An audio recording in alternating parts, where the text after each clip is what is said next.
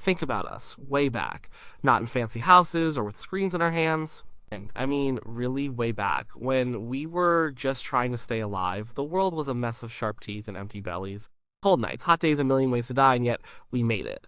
Humans kept going. We didn't have claws, we weren't the fastest, we couldn't fly, but something gave us an edge. It was a big one. Was it fire? Yes, fire helped. Was it tools? Sure, tools were massive. But what if there was something else, something quieter, something that shaped our minds and our groups as much as any spear or hearth? I think it was storytelling. Not just for fun, not just to pass the time. I think telling stories was our secret weapon, a survival tool that let us beat the odds. Imagine the early human world. It was a tough place, really tough. Every sunrise was a gamble. Every sunset brought new fears. There were predators lurking, saber-toothed cats, wolves, huge bears. Even other groups of humans could be a threat. Food was scarce sometimes. Water, too.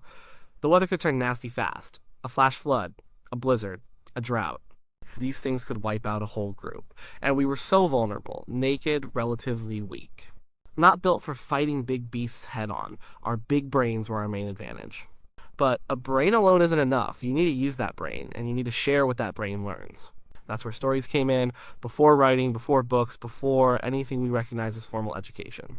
There was just talking, and talking in a specific way, telling stories. How did we teach our kids what to fear? How did we warn them about the poisonous plant that looked so much like a safe one? We didn't have manuals, we had stories. Remember the tale of the foolish boy who ate the red berry? His stomach twisted, and he cried all night. He almost died. That's not just a story, that's a life-saving lesson. It sticks in your mind. It has emotion, it has a character, it's memorable. A simple warning, don't eat the red berries, might be forgotten. But a story about the consequences, that's harder to shake. Think about hunting. It wasn't simple. You needed to know animal behavior, where they watered, what tracks they left, of how they reacted when cornered. This wasn't instinct for us. We had to learn it. And learning from direct experience was dangerous. A mistake could mean death. So we learned from stories. Old Man Grong always said the deer moved to the high valley when the moon is full. He saw it happen after the great snow. Or the bear always comes down to the river after the big rains, chasing the fish, so we must be careful near the water's edge then, just like the story of when Boar was almost caught. These weren't just facts, they were narratives, they put you in the situation, they made you think about the choices, you could imagine what Grong saw, you could feel the fear Boar must have felt. This made the information incredibly sticky, it built a mental map of the world. Not just a physical map of where things were, but a map of how things worked. A map of cause and effect. And it wasn't just about danger and food, it was about how to navigate the world itself. Imagine trying to remember a long journey. Follow the river until you see the 3 tall stones that look like sleeping giants. Then walk toward the setting sun for 2 days, past the whispering trees, until you find the cave of the bats. That's a story. It has landmarks, direction, even a bit of mystery. It helps you remember the route better than just a list of instructions. It paints a picture in your mind. Our ancestors used stories to pass down crucial knowledge. Where to find water in a dry season, which plants could heal wounds, how to make a flint tool properly. Every single piece of knowledge that took effort to gain, risk to learn, was too valuable to lose. Stories were the storage drive of our ancient ancestors. They held the collective wisdom of the group. They were the original knowledge base, and they worked because they were engaging. They weren't just facts, they were experiences shared and relived around the fire. But stories did more than just pass on useful facts. They built us, they built our societies. The humans are social creatures. We need to work together to survive. A single human alone in the wild would probably not last long. But a group has strength. A group can hunt bigger game. A group can defend itself better.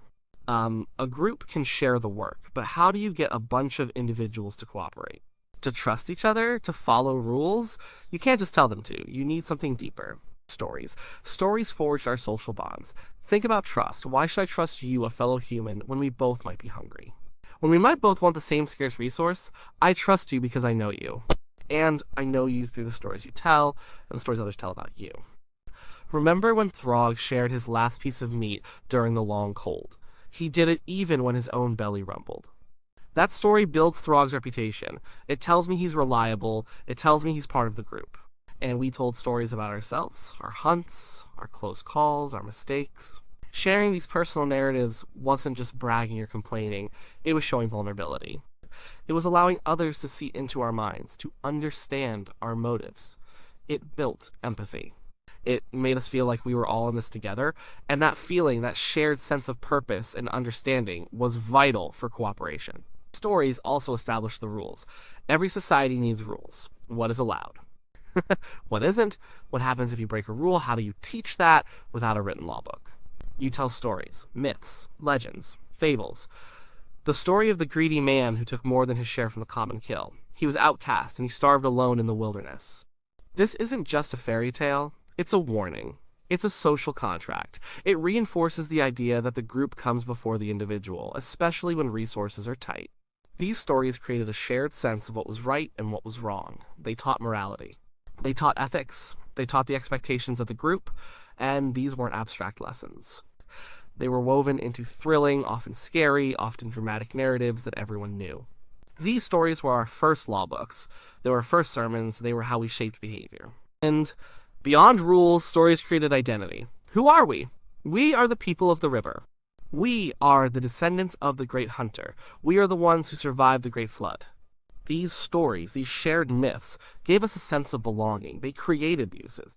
And often, they helped define the other groups, the outsiders, the ones whose stories were different. This group identity, this feeling of use was powerful. It made us willing to sacrifice for each other. It made us work together against common threats. It was a unifying force in a dangerous world. Stories also helped in managing conflict. When disputes arose, a common understanding of history, of shared values could help. Remember the story of the two brothers who fought over a hunting ground. It tore the family apart, and they both lost everything. These narratives served as cautionary tales, reminding people of the destructive power of internal conflict. They offered templates for resolution, or at least for avoiding escalation. They helped us understand the perspectives of others by placing them in a narrative context. But storytelling wasn't just about sharing information or building groups, it shaped our very minds. It pushed our cognitive development. It made our brains what they are today. Think about theory of mind. That's the ability to understand that other people have their own thoughts, feelings, intentions, and beliefs, which might be different from your own. It's a hugely important skill for social animals. How do you develop it? Stories are a fantastic simulator. When you hear a story, you're constantly trying to guess what the characters are thinking, why they're doing what they're doing. You're putting yourself in their shoes. You're predicting outcomes based on their motivations. The hunter saw the deer, but he also knew the lion was nearby. He wanted the deer, but he also feared the lion. What would he do? Just listening to that makes your mind work. It makes you think about multiple perspectives, about hidden intentions, about conflicting desires. This constant practice, millions of years of it, sharpened our ability to understand others.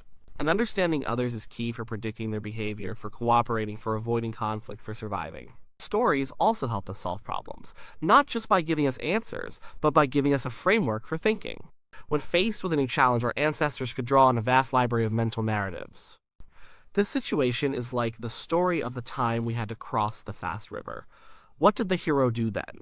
Stories offered templates, patterns, and strategies. They allowed us to mentally rehearse solutions without the real-world risk. And what about future planning? Humans are incredible planners. We don't just react to the immediate present. We think about next week, next month, next year. We store food for winter. We plan migration. We prepare for dangers. This ability to project into the future, to imagine possibilities, is deeply linked to storytelling. Stories are essentially simulations of past events or imagined future ones. They allow us to play out scenarios in our minds. If we go this way, the story says we'll find water. But if we go that way, the story warns of the great rock slide. Which path should we choose? This kind of thinking, this ability to abstract from immediate experience, is a huge cognitive leap. The stories push us beyond just what we could see and touch.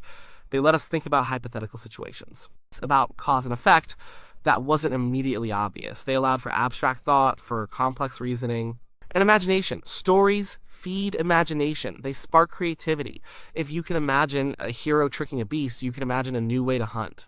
If you can imagine a spirit guiding you, you can imagine new tools or strategies to overcome obstacles. Your creativity wasn't just for painting on cave walls, it was for inventing new ways to survive. New traps, new weapons, new ways to build shelter. And stories were the mental playground where this creativity was nurtured. Beyond the practical and cognitive, storytelling served a deep emotional purpose. Life was hard, really hard. There was constant fear, there was loss, there was grief. How did our ancestors cope? How did they make sense of a world that was often brutal and unpredictable? Stories helped. When someone died, especially unexpectedly, there was often no clear explanation. Why did the young hunter, so strong, suddenly fall ill? Why did the ground shake and swallow the river? Humans crave understanding. We don't like randomness. Stories gave us answers, even if they were mythical. They gave meaning to the inexplicable. The spirits of the mountain were angered by our boasts. Or, the hunter was taken by the jealous spirits of the forest. These stories, while not scientifically accurate, provided a framework for understanding. They allowed for grief, for ritual, for a sense of order in a chaotic world. They also helped process trauma. If a hunt went badly, if someone was injured, if a storm destroyed a camp, telling the story of what happened was a way to make sense of it. To share the burden. To transform a terrifying random event into a coherent narrative. We barely escaped the flood. The water rose so fast. The children were crying. But Old Woman Kira, she was brave. She led us to the high ground.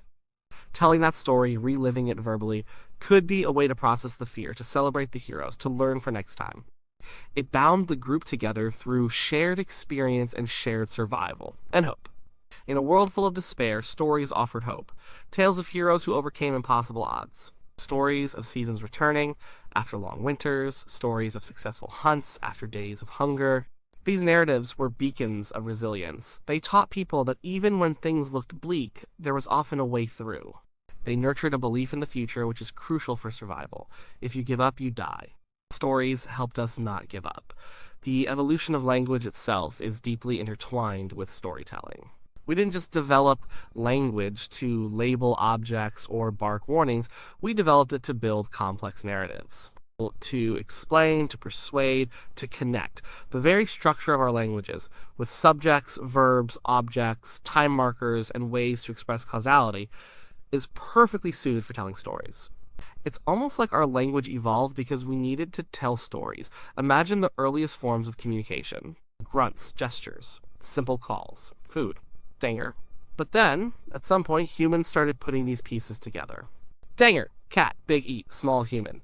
And then, yesterday, big cat came, ate small human near river. This is already a nascent story. It gives context.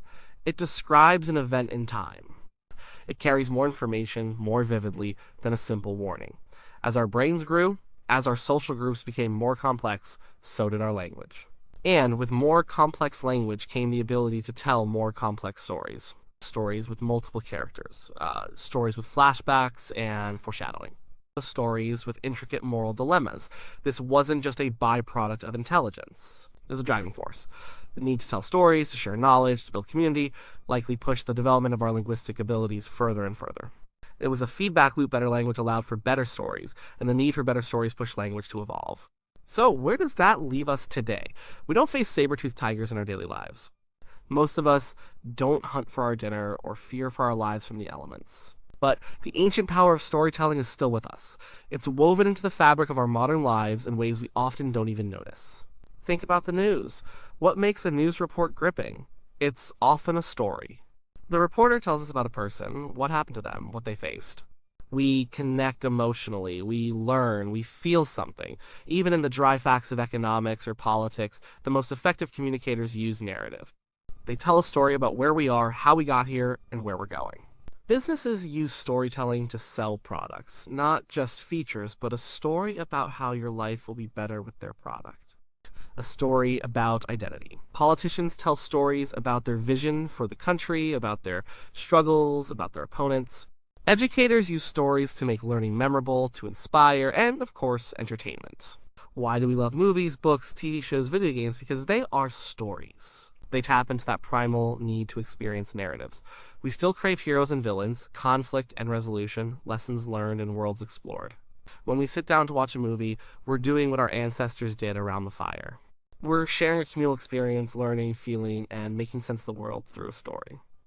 We are still building our theory of mind as we try to understand the motivations of characters.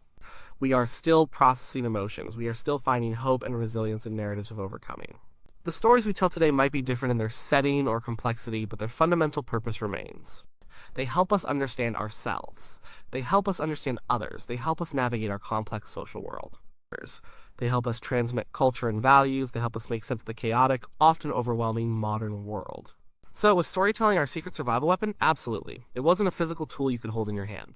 It was a tool for the mind, a tool for the group. It was the original technology that allowed us to transmit complex information, build cohesive societies, understand each other, plan for the future, and cope with the harsh realities of existence. It shaped our brains, it shaped our societies. It was as fundamental to our success as standing upright or mastering fire. Without the ability to tell and share stories, we might have remained just another species struggling to survive. But with it, we became human. We became the creatures who could imagine, who could cooperate on a massive scale, who could learn from the past and build for the future. Storytelling wasn't just a part of our evolution, it was, in many ways, the engine of it. It made us who we are. It still does, and it's still helping us survive, in ways we might not always see.